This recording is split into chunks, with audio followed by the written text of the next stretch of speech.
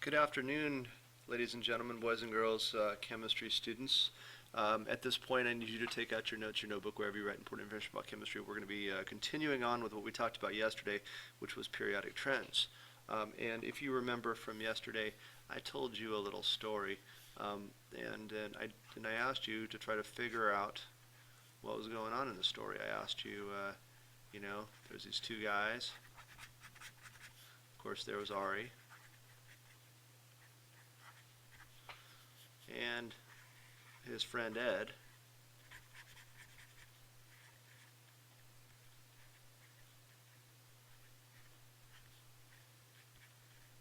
And I have a feeling you probably remember that Ed introduced himself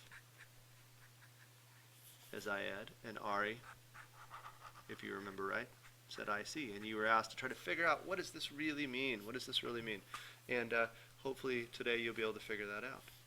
And so let's scroll down here and talk about our first trend. Actually, we talked about yesterday a couple trends. One trend that we talked about was atomic radius, and then we also talked about ion size. But today, the first trend that we're going to talk about is a trend called electronegativity. And that's this word right here. And so you want to make sure you jot down this into your notes.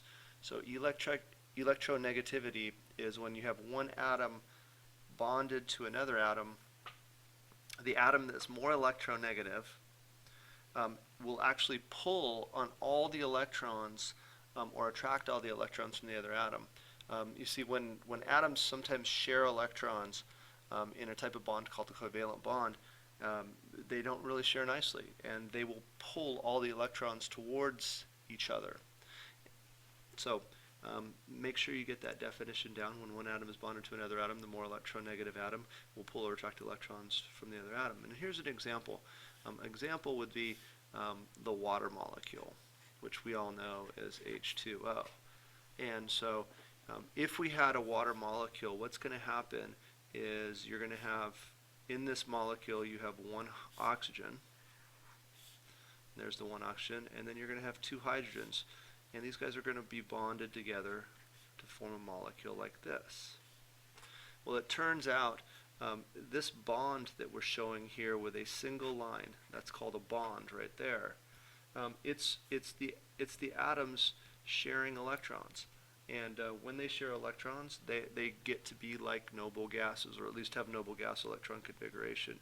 But it turns out that oxygen here, oxygen is the more electronegative. I'm going to use a little minus sign there. It's the more electronegative atom. It pulls all the electrons in this direction towards it. And hydrogens, they don't get to have as many electrons around their nucleus as often. And so we say that the oxygen becomes slightly negative on one side, and we say that it becomes slightly positive on the other sides. And we'll get more into this later. But that's really what's going on with electronegativity. It's one atom just pulling on electrons. Now, if you had an atom that was a molecule, that was made of the same type of atom, like let's say a hydrogen bonded to a hydrogen, which happens, then there would be the tug of war that never wins. And so, if you have two atoms that are the same, it's like having two twins in a tug of war, and they're both equally strong. Now let's scroll down here a little bit, and we're going to talk about the periodic trend. And so the periodic trend in electronegativity, if I was to draw a periodic table.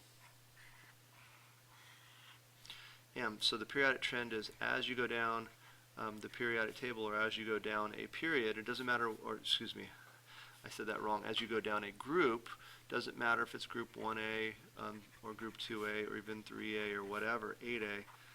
Any of these groups, as you go down the group, what happens is the electronegativity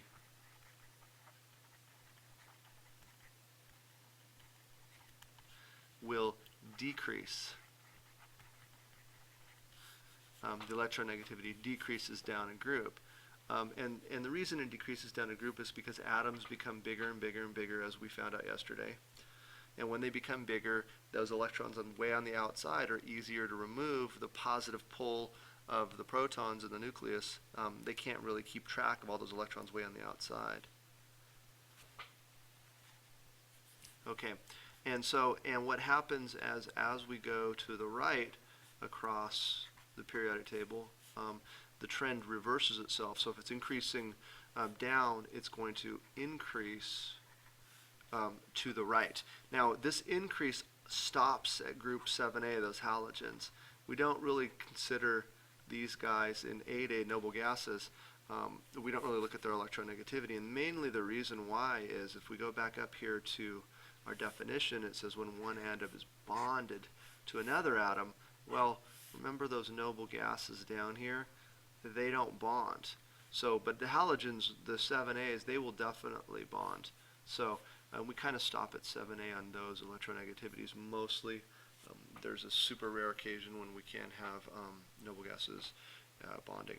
So that's our trend for electronegativity. As you go down the periodic table, electronegativity decreases down.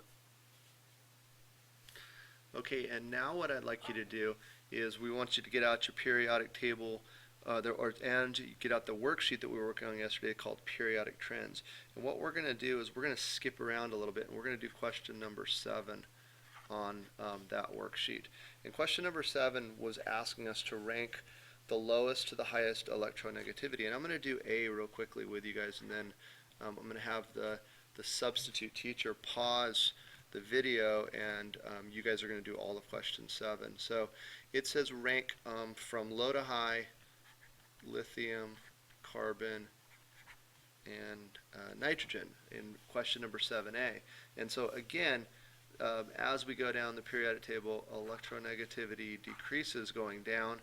Because we're dealing with a period here, we're not worried about that because lithium is right here, and carbon is right over here, and nitrogen's right there. So we're going to the right, so it's going to increase as we go to the right in this case. So lithium is going to be the lowest electronegativity, and nitrogen is going to be the greatest. And so this guy's already in proper order. So what I'd like you to do now is you're going to pause the video, and the sub's going to pause the video, and you're going to do 7, B, C, D, and E, and then we'll continue on with this video once most people are finished with that. Okay, hopefully everybody's finished with 7, B, C, D, and E now, and we're going to go on to our last periodic trend that we need to deal with, and this is called ionization energy. And we can define, and you should write this down in your notebook, we're going to define ionization energy as the energy required to remove an electron from an atom. Again, we're removing an electron to form an ion. We say that the greater the energy, the more difficult it is to remove an electron from an atom. Okay, so the energy required to remove an electron from an atom. And I'm going to give you a couple seconds and get caught up and get that written down real quickly here.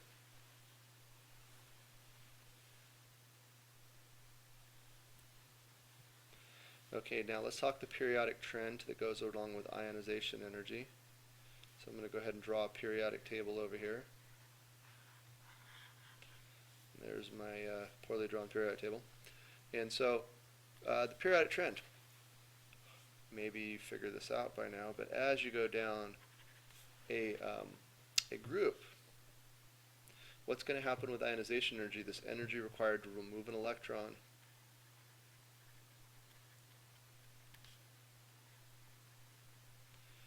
Ionization energy is going to decrease. Becomes easier to remove an electron as you go down that periodic table because the atoms get bigger once again, and they don't have that positive pull on the proton. And then as we go to the right, what's going to happen is our trend will reverse itself. So if you increase down, we said you decrease down, you will increase to the right. And this one goes all the way out to the noble gases. They are the hardest atoms to remove electrons from because, hey, they're noble gases. They don't want to give up their electrons. So once again, our periodic trend is ionization energy decreases down and it just increases to the right. And so we're going to do a practice problem here, and we're going to go back to question number 6 now.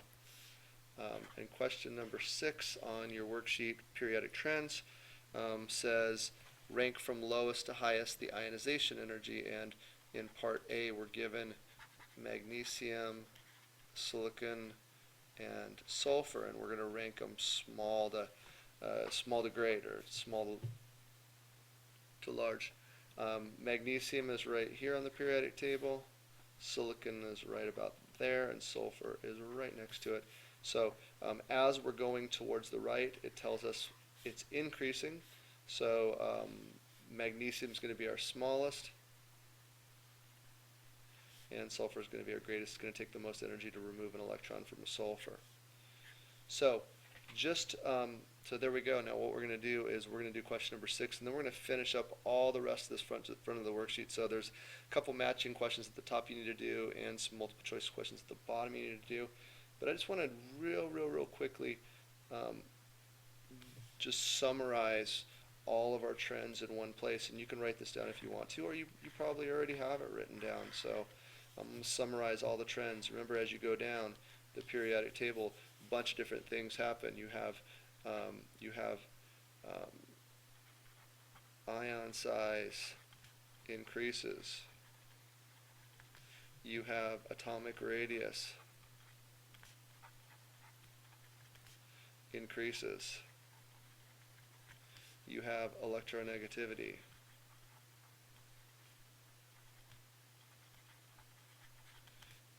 Decreases. And you have ionization energy.